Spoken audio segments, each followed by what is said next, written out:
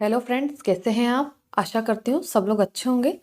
आज के वीडियो में हम जानेंगे कि डीएनसी के बाद, डायल्यूशन एंड क्यूरेटिस के बाद आपके नेक्स्ट पीरियड कब आते हैं। कई लोगों के ये कमेंट्स आते हैं कि मैम हमारी डीएनसी हुई है, हमने सर्जिकल एबॉर्शन करवाया है, तो हमारे नेक्स्ट पीरियड कब आएंगे, हमको यही जानना है। क्योंकि ये लोग जहाँ डीएनसी करवाते हैं वहाँ या तो पूछना भूल जाते हैं या वो डॉक्टर भी नहीं बताते, या पेशेंट को काफ़ी कन्फ्यूज़न होता है कि मेरे जो नेक्स्ट पीरियड रहेंगे वो कब आएंगे। तो इसी के बारे में आज हम डिटेल में जानने वाले हैं। पेशेंट डीएनसी कब करवाता है?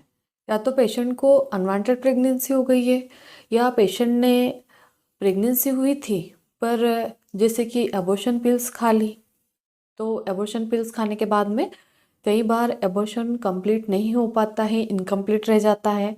यानी कि जो कंप्लीट होना था वो आधा अधूरा हुआ है, उसमें बच्चे के कुछ अंश यूट्रस में रह गए हैं और वो दवाइयों के द्वारा क्लियर नहीं हो पा रहे। पेशेंट को काफ़ी तेज ब्लीडिंग हो रही, और भी कई सारे कारण होते हैं। या फिर पेशेंट मेडिसिन के थ्रू वेट नहीं करना चाहता है, वो डायरेक्टली जाके और डीएनसी करवा लेता है कि मैं बार बार हॉस्पिटल नहीं आ सकती हूँ, क्योंकि मुझे मेडिसिन लेने के बाद काफ़ी राउंड लगाने पड़ते हैं हॉस्पिटल के। कई बार ऐसा होता है ब्लीडिंग शुरू हो रही, नहीं हो रही, कभी हेवी होने लग गई, कभी कंप्लीट हुआ, इनकम्प्लीट रह गया। ये कई सारी प्रॉब्लम होती है।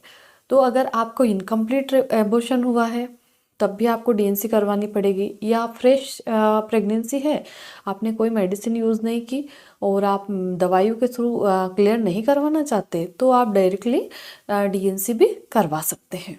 डीएनसी का चार्ज सभी हॉस्पिटलों का अलग अलग होता है, क्योंकि हॉस्पिटल की फैसिलिटी, हॉस्पिटल कौन सी जगह है और डॉक्टर का क्या चार्ज है, इन सब चीज़ों पे डिपेंड करता है। तो वो डॉक्टर आपका फाइनल करके बताते हैं कि डीएनसी का कितना चार्ज लगेगा, और प्रेगनेंसी कितने टाइम की है, इस चीज़ पे भी डिपेंड करता है। अभी हम देखते हैं कि जब भी आपकी डीएनसी हुई है, तो डीएनसी होने के बाद में आपको कितने दिन तक ब्लीडिंग होगी। तो नॉर्मली डीएनसी होने के बाद 2 से 3 दिन या 5 दिन तक हल्की फुल्की स्पॉटिंग हो सकती है। इससे ज़्यादा हेवी ब्लीडिंग नहीं होती है पेशेंट को, ना ही पीरियड जैसी ब्लीडिंग होती है। क्योंकि यूट्रस में जो भी मटेरियल था, यानी कि बेबी के अंश थे या इनकम्प्लीट एबॉर्शन था, जो भी मटेरियल था वो तो जब आपकी बच्चादानी की सफाई हुई तब उसको बाहर निकाल दिया, तो ब्लीडिंग का तो कोई सवाल ही नहीं होता है। कई लोगों को कमेंट्स आता है मुझे कि मैडम मेरी डीएनसी हुई है, मुझे ब्लीडिंग हो रही है, कितने दिन तक ये चलेगी। तो अगर आपकी डीएनसी अच्छे से हुई है, यूट्रस एकदम क्लीन हो गया, तो ब्लीडिंग पेशेंट को बिल्कुल भी नहीं होती है, या स्पॉटिंग जैसी हो सकती है। पूरे दिन में एक पीरियड भी उनका फील नहीं होता, ऐसी ब्लीडिंग होती रहती है। पर हाँ, अगर आपकी डीएनसी अच्छे से नहीं हुई है, उसमें कुछ अंश रह गए डीएनसी के बाद भी, तो ब्लीडिंग थोड़ी तेज हो सकती है, और उसका कुछ कह नहीं सकते कि वो कितने दिन तक चलेगी। तो जब भी आपकी डीएनसी हो तो एक बार आप कंफर्मेशन के लिए अल्ट्रासाउंड जरूर करवाएं, ताकि ये क्लियर हो जाए कि यूट्रस में डीएनसी के बाद भी कुछ बचा तो नहीं है। अभी हम देखते हैं कि आपका जो नेक्स्ट पीरियड है वो कब आएगा।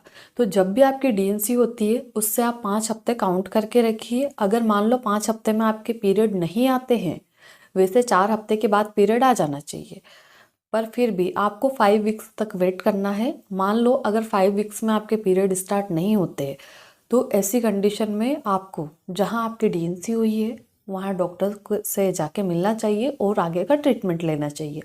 मान लो किसी भी कारण से आप डॉक्टर के पास नहीं जा पा रहे, तो हमारी भी ऑनलाइन अपॉइंटमेंट बुक करके आप हमसे बात कर सकते हैं, और वो पेड कंसल्टेशन होता है। तो अगर 5 हफ्ते में आपके पीरियड शुरू नहीं होते, तो ऐसी कंडीशन में डॉक्टर आपको कुछ दवाइयाँ देते हैं, जैसे कि 3 डेज, 5 डेज या 7 डेज का ट्रीटमेंट देते हैं। उसके बाद में नॉर्मली आपके पीरियड आ जाते हैं और आपकी जो समस्या थी वो ख़त्म हो जाती है। अगर आप मान लो दवाइयाँ नहीं लेना चाहते या नहीं ले पा रहे, डॉक्टर के पास नहीं जा पा रहे, तो ऐसी कंडीशन में आप सुबह शाम काढ़ा बना के पीजिए, पपीता खाइए, तो हो सकता है कि 5-10 दिन में आपके पीरियड अपने आप ही आ जाए। कई पेशेंट ऐसे भी होते हैं जिनका डीएनसी के बाद 3 से 5 महीने तक भी पीरियड नहीं आता है, और बहुत सारे ऐसे पेशेंट हैं जिनको दवाइयाँ देने के बावजूद भी उनके पीरियड स्टार्ट नहीं होते। तो ऐसी कंडीशन में आपको टेंशन लेने की ज़रूरत नहीं है, ये कई बार नॉर्मल भी होता है। और ये समस्या हार्मोन इनबैलेंस के कारण हो जाती है और पेशेंट को कई बार खून की कमी हो जाती है, जिसके कारण पीरियड टाइम पे नहीं आ पाते। तो एक बार आप डॉक्टर से कंसल्ट करें, जो भी समस्या है उसके लिए डॉक्टर आपको अच्छे से और विस्तार से बता पाएंगे कि आपको आखिर क्या प्रॉब्लम है जिसकी वजह से पीरियड नहीं आ रहे। तो आप उस हिसाब से सावधान रहें। धन्यवाद।